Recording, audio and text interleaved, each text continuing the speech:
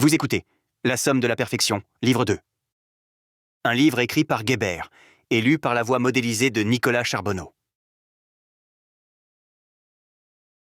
Préface division de ce second livre en 3 parties. Après avoir traité des principes du magistère dans le livre précédent, il ne nous reste plus qu'à faire voir, comme nous l'avons promis, en quoi consiste l'accomplissement de notre art par un discours qui l'explique clairement. Or, la connaissance de la perfection consiste en 3 choses. Car nous devons premièrement examiner les choses par le moyen desquelles nous pouvons découvrir plus facilement en quoi consiste la perfection de notre œuvre.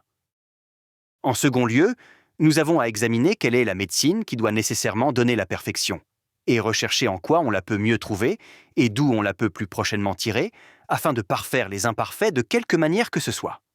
Enfin, nous devons considérer les artifices, par le moyen desquels nous puissions connaître si la perfection est véritable et accomplie. Quand nous aurons suffisamment traité de ces 3 choses, nous aurons donné une idée et une entière connaissance de la perfection, autant qu'il est nécessaire pour notre art. Première partie du second livre. Chapitre 1. De la connaissance des choses par lesquelles on peut découvrir la possibilité de la perfection et la manière de la faire. On ne saurait connaître comment se fait la transmutation des corps imparfaits et de l'argent vif, si auparavant l'on a une véritable connaissance de leur nature, et si l'on ne sait quelles en sont les racines et les principes. Je donnerai donc premièrement la connaissance des principes des corps ou métaux, en déclarant ce qu'ils font par leur propre cause, et ce qu'ils ont en eux de bon et de mauvais. Ensuite, je ferai voir quelles sont les natures et les essences de tous ces corps, avec toutes leurs propriétés, et je dirai les causes de leur imperfection et celles de leur perfection, ce que je prouverai par des expériences manifestes. Chapitre 2. De la nature du soufre et de l'arsenic. Il est nécessaire avant toute chose de connaître la nature des esprits, c'est-à-dire du soufre, de l'arsenic et de l'argent vif, parce que ce sont les principes des corps. J'ai dit ci-devant que le soufre et l'arsenic étaient une graisse de la terre. Ce qui est si vrai que cela se voit évidemment par la facilité que le soufre et l'arsenic ont à s'enflammer et à se fondre au feu, n'y ayant que les huiles et les graisses, et ce qui est de leur nature, qui s'enflamment et qui se fondent facilement par la chaleur.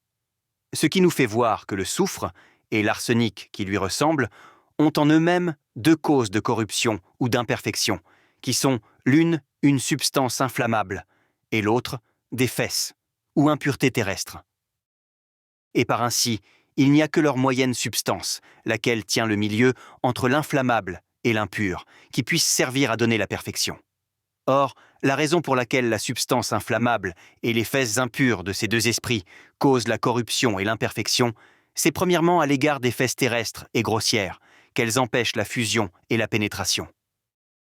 Et pour ce qui est de la substance inflammable, c'est qu'elle ne peut soutenir le feu, ni par conséquent donner la fixité, et que c'est elle qui, étant jointe avec les corps, leur donne la noirceur de quelque espèce qu'elle soit.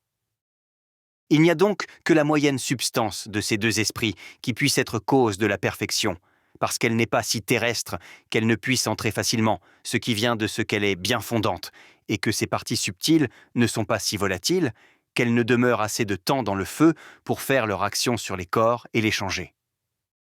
Cette moyenne substance ne peut néanmoins communiquer la perfection aux métaux imparfaits ni au vif argent, si auparavant elle n'est rendue fixe. Car n'étant pas fixe d'elle-même, quoiqu'elle ne s'enfuit pas d'abord du feu, et qu'elle y demeure assez pour faire impression sur les corps. Le changement pourtant qu'elle fait sur ces corps n'est pas stable, ne demeurant pas toujours, et n'étant pas à toute épreuve. Il s'ensuit de ce que nous venons de dire, que l'artiste doit nécessairement séparer la moyenne substance du soufre et de l'arsenic pour s'en servir en notre art. Ce que quelques-uns ont cru impossible, à cause que cette moyenne substance est fortement mêlée et unie d'une union naturelle avec les autres parties de ces 2 esprits. Mais ces gens-là disent manifestement le contraire de ce qu'ils peuvent faire. Car s'ils calcinent le soufre, je ne dis pas fortement, mais jusqu'à ce qu'il ne se puisse plus fondre ni s'enflammer, il est certain que cette calcination ne se pourra faire sans qu'il y ait séparation de ces parties. Parce que le soufre, demeurant dans sa composition naturelle et dans sa simple substance, c'est-à-dire tel qu'il a été produit par la nature, il doit nécessairement s'enflammer et brûler. Et par conséquent, ne brûlant plus, il faut que par la séparation que l'artifice a fait des différentes substances qui sont en lui, sa partie inflammable ait été détachée et séparée de celle qui ne l'est pas. C'est pourquoi, s'il se peut faire qu'en calcinant le soufre, on puisse venir jusqu'à lui ôter tout ce qu'il a d'inflammable, comme on le peut, l'expérience doit convaincre ces gens-là que l'on peut absolument séparer les différentes parties du soufre les unes des autres. Mais parce qu'ils n'ont pas eu assez d'adresse pour faire cette séparation, ils sont persuadés qu'elle n'est pas possible. Ce que nous avons dit jusqu'ici dans ce chapitre fait voir que le soufre n'est point la véritable matière dont l'on doive se servir dans notre art, et qu'il n'y a en lui, tout au plus, qu'une de ces parties qui puisse y être utile. Et j'ai enseigné par quel artifice on peut faire la séparation de cette partie d'avec les autres. Pour ce qui est de l'arsenic, parce que dans la racine et le principe de sa composition, il y a eu plusieurs de ces parties inflammables qui ont été dissipées par l'action de la nature, qui en a fait le mélange, il n'est pas si difficile de faire la séparation de ces parties que de celle du soufre. Mais l'arsenic ne peut qu'être teinture pour le blanc, comme le soufre pour le rouge. C'est pourquoi il faut s'appliquer surtout à faire adroitement la séparation des parties du soufre, comme devant être d'une plus grande utilité. Chapitre 3. De la nature du mercure ou argent vif. L'argent vif a tout de même des superfluités qu'il faut lui ôter, car il a deux causes d'imperfection. L'une est une substance terrestre, impure, et l'autre, une humidité ou aquosité superflue et volatile, laquelle s'évapore au feu, mais sans s'enflammer. Quelques-uns ont cru pourtant que l'argent vif n'avait point de terrestréité superflue et impure. Mais ils n'ont pas raison, l'expérience faisant voir qu'il a beaucoup de lividité ou de noirceur, et que sa blancheur n'est pas assez pure ni bien nette, ce qui ne peut provenir que d'une terre impure. Outre qu'il ne faut pas être grand artiste pour tirer de lui une terre noire et semblable à de la lie. Car pour le faire, il n'y a qu'à le laver de la manière que je dirai ensuite. Mais comme on peut perfectionner l'argent vif en deux manières, l'une en faisant une médecine de lui, et l'autre en lui donnant la perfection par le moyen d'une médecine, il faut aussi le préparer et le purifier de deux façons différentes. La première, qui est celle dont nous parlons, se fait par la sublimation, afin d'en faire une médecine.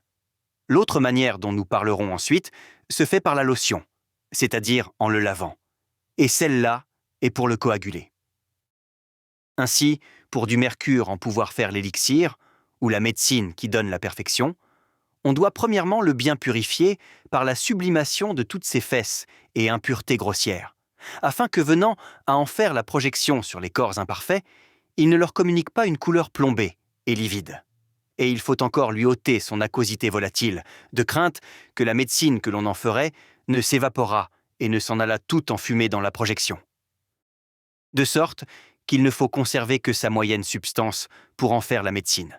Parce qu'il n'y a en lui que cette moyenne substance toute seule qui ait cette propriété de ne se point brûler ni se consumer au feu, et qui empêche les corps auxquels elle s'unit d'être ni brûlés ni consumés. Et qu'outre cela, elle demeure et persévère dans le feu, sans s'évaporer. Et qu'enfin, elle donne la fixité à ce qui est volatile. J'ai déjà fait voir ailleurs, dans les discours que j'en ai faits, que l'argent vif était ce qui donnait la perfection. Et cela même se vérifie par expérience. Car nous voyons que l'argent vif s'attache plus fortement et qu'il s'unit plus parfaitement, premièrement à d'autres argents vifs, puis à l'or, et après l'or à l'argent. Ce qui fait voir évidemment que l'or et l'argent, qui sont les deux métaux parfaits, participent plus de la nature de l'argent vif que les autres corps métalliques que nous jugeons par là n'avoir pas tant de conformité avec lui, et que nous trouvons véritablement être moins participants de sa nature. D'ailleurs, on voit que tout ce qui demeure plus longtemps au feu, et ce qui lui résiste mieux sans se brûler, a le plus d'argent vif. Et par ainsi, l'argent vif est ce qui donne la perfection, et ce qui empêche les corps métalliques de brûler et de se consumer dans le feu, qui est le dernier degré et la plus grande marque de perfection. On se sert du second degré, ou moyen de purifier l'argent vif, pour lui donner la coagulation. Pour le faire, il n'y a seulement qu'à le laver tout un jour, afin de lui ôter par ce moyen ce qu'il a de terrestre et d'impur. Cela se fait ainsi. On prend un plat de terre, dans lequel on met l'argent vif que l'on veut purifier. On verse par-dessus de bon vinaigre, ou quelque autre liqueur semblable, tant que l'argent vif en soit tout couvert. On met ensuite le plat sur un feu fort doux, où on le tient sans qu'il bout. Il faut remuer incessamment l'argent vif avec le doigt sur le fond du plat, afin qu'il se mette en fort menue partie, comme si c'était une poudre blanche très subtile, continuant à remuer toujours, jusqu'à ce que tout le vinaigre soit évaporé, et que l'argent vif se réunisse et reprenne sa première forme. Après quoi, on le lave avec de l'eau, et l'on jette tout ce qui en sort de crasse noire qui demeure attaché au plat. On réitère cette opération jusqu'à ce que l'on voit que l'argent vif ait entièrement perdu sa couleur livide et noirâtre, que ses terrestréités lui causent, et qu'il devienne d'un beau bleu clair, mêlé d'une couleur azurée, comme est celle des cieux. Car l'or, on peut dire qu'il a été parfaitement bien lavé. L'argent vif étant en cet état, il faut faire la projection dessus de la médecine, qui a la vertu de le coaguler, et il se coagulera en poudre, laquelle transmuera les corps imparfaits en soleil et en lune, selon que la médecine qui le coagulera, et de laquelle nous parlerons ci-après, aura été préparée. On doit inférer de ce que je viens de dire, que l'argent vif, pris tel qu'il est sorti de la mine, n'a pas la vertu de perfectionner les corps ou métaux imparfaits, mais que ce qui peut donner cette perfection, c'est une chose qui est tirée et faite de lui par notre artifice. On peut dire la même chose du soufre et de l'arsenic, qui est semblable au soufre. Il ne faut donc pas s'imaginer que naturellement nous puissions faire ce que fait la nature en la production de ces choses. Mais nous limitons seulement par notre artifice naturel, par le moyen duquel nous les élevons à pouvoir donner la perfection au corps imparfait. Chapitre 4. De la nature de la marcassite, de la magnésie et de la tutie.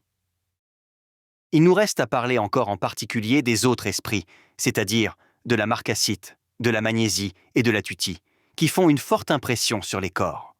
Il faut donc dire quelle est leur nature, la considérant par ses causes et par les expériences que l'on en a.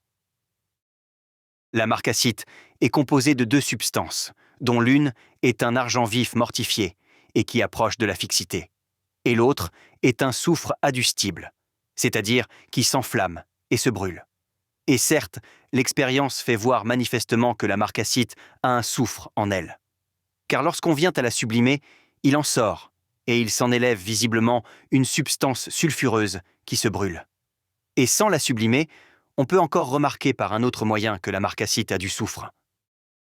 Car si on la met au feu pour la faire rougir, elle ne rougit point qu'auparavant elle ne se soit enflammée par l'adustion de son soufre. D'ailleurs, il paraît manifestement qu'elle a aussi de l'argent vif, parce qu'elle donne au cuivre la blancheur du véritable argent, comme fait l'argent vif lui-même. Outre que lorsqu'on la sublime, on voit qu'elle prend la couleur du bleu céleste, et elle a évidemment une lueur métallique.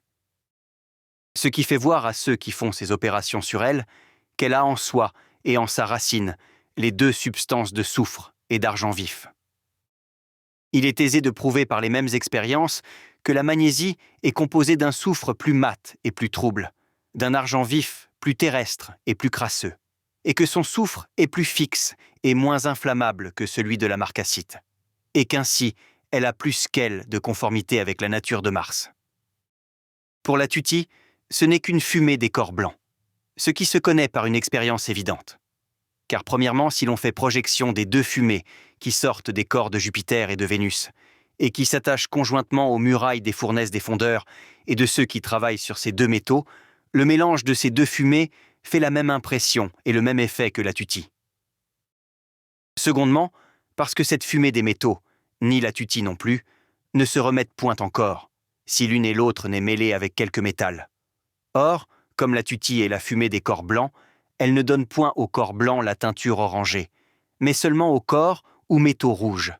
Parce que l'orangé n'est autre chose qu'un mélange proportionné du rouge et du blanc. Au reste, la tutie subtile comme elle est, pénètre profondément dans les corps, et par ainsi, elle les altère et les change mieux que ne fait le métal d'où elle est sortie. Et ce changement souffre mieux l'examen, pourvu qu'on le fasse avec tant soit peu d'artifice, de la manière que je l'ai déjà dit. Et partant, tous les corps qui reçoivent quelque altération la reçoivent nécessairement par le moyen et par la vertu de l'argent vif, ou du soufre, ou des choses semblables, parce qu'il n'y a que ceux-là seuls qui se communiquent, et qui s'unissent naturellement aux corps ou métaux, à cause de la grande conformité qui est entre eux. Chapitre 5 de la nature du Soleil. Il faut maintenant parler à fond des corps métalliques, et découvrir leur essence cachée, en reprenant le discours que nous en avons fait dans le livre précédent, auquel nous ajouterons beaucoup de choses nécessaires. Nous parlerons donc premièrement du Soleil, puis de la Lune, et ensuite des autres corps métalliques. Et nous en dirons tout ce qui sera nécessaire pour en donner la connaissance. Et en tout cela, nous n'avancerons rien que nous ne prouvions par les expériences que l'on en peut faire. Le Soleil est formé d'un argent vif très subtil, et de peu de soufre fort pur, fixe et clair, qui a une rougeur nette, qui est altérée et changée en sa nature, et qui fixe et teint cet argent vif. Et comme ce soufre n'est pas également coloré... Nous espérons que vous avez apprécié cet aperçu. Pour continuer à écouter ce livre audio sur Google Play Livres, utilisez le lien dans la description de la vidéo.